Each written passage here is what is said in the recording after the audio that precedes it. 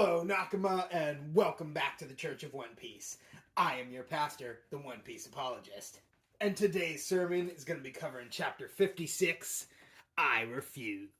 So, obviously a very special chapter because, 56 is Luffy's official number. But for whatever reason, there isn't necessarily anything big and special happening with Luffy in this chapter, but still special in all our hearts. And of course, we get the beginning of the Sanji flashback, which is pretty special to me. So, don't worry, loyal Nakama. There will be an installment of the Big Adventures of Little Buggy next chapter. Just gonna take one chapter break for a fun little art with Sanji and Luffy and some yaks.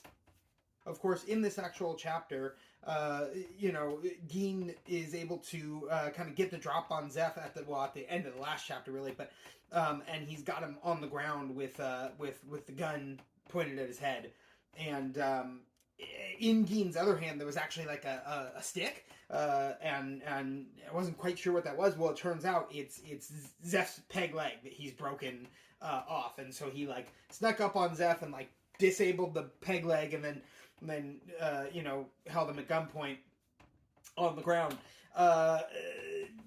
That is fighting dirty. I mean, I know they're pirates and everything, but for me, I feel like that's crossing a line when you're beating up on crippled people. Don't even get me started on the Tower Tournament arc in Hunter x Hunter.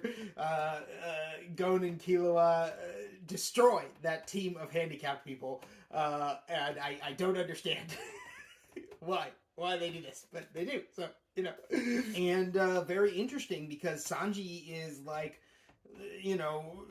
taking hits and stuff for Zeph, but then Gin says that he'll kill Zeph if they don't turn over the restaurant, and Sanji just flat out refuses. Apparently, there's something very important about this place. And it's very interesting because in a previous chapter we saw Sanji telling Zoro to just give up on his dream, it's not that hard. And yet, Sanji's not like, Kobe at the beginning of the series or certain other people who aren't putting their life on the line for their dreams, right? Sanji is putting his life on the line. It just seems to be for Zeph's life or for Zeph's dream. Rather than his own. But as I said, it seems like Sanji even values Zeph's life over his own life, and that's very interesting, we gotta find out more about why Sanji feels that way. Whoops, I was wrong. Looks like Pearl is back up. Can't keep a good Pearl down.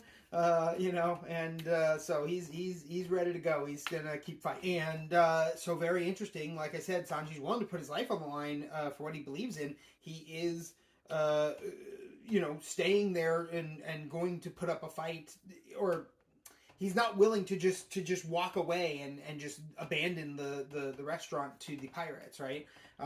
However, as long as they have a gun on Zeph, he will not fight back or defend himself. He just keeps taking hit after hit. Purposely, because, he doesn't want them to hurt Zeph. But even though he won't, engage with them and actually fight, he still is staying there instead of, like, just leaving or something, right? And so it's this very interesting balance of conviction and, like, being kind of stuck between a rock and a hard place. So then we launch into Sanji's flashback. So we're going to find out a little bit more about why Sanji might value Zeph's life over his own, or Zeph's dream over his own, or whatever, right? Get excited. It's one of my favorite flashbacks in the entire series. Even 1,000 chapters later, this is one of the best to me. And so I'm so excited to read it with y'all in the next coming chapters. And so in that flashback, we then get to see cute little baby Sanji. He's not a baby, but he's much younger, less than 10, and yet he seems to already be a cook on this like luxury cruise liner called the Orbit.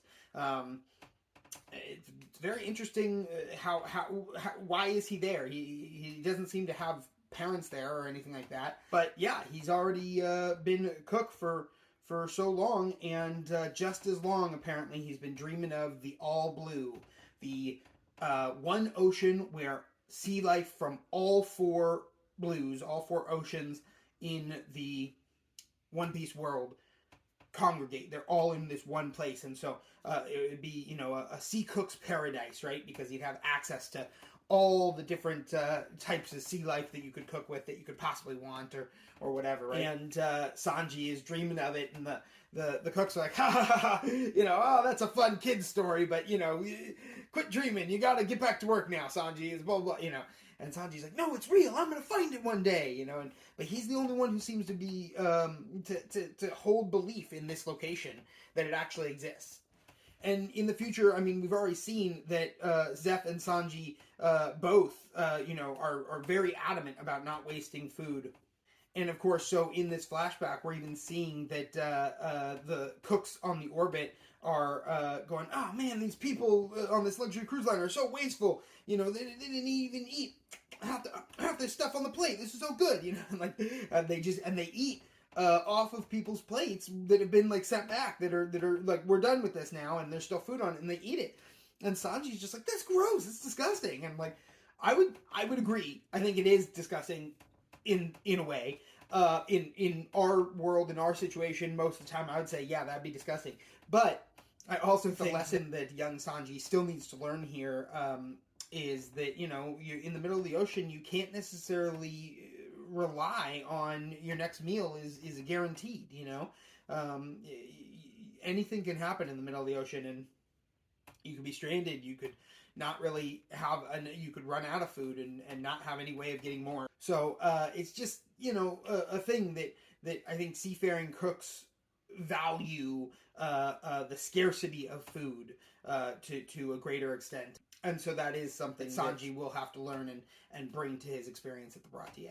And then a young Red Shoe Zeph lands on the orbit, and seems, you know, he's leading his pirate crew. They're going to take over this luxury cruise liner, do what pirates do.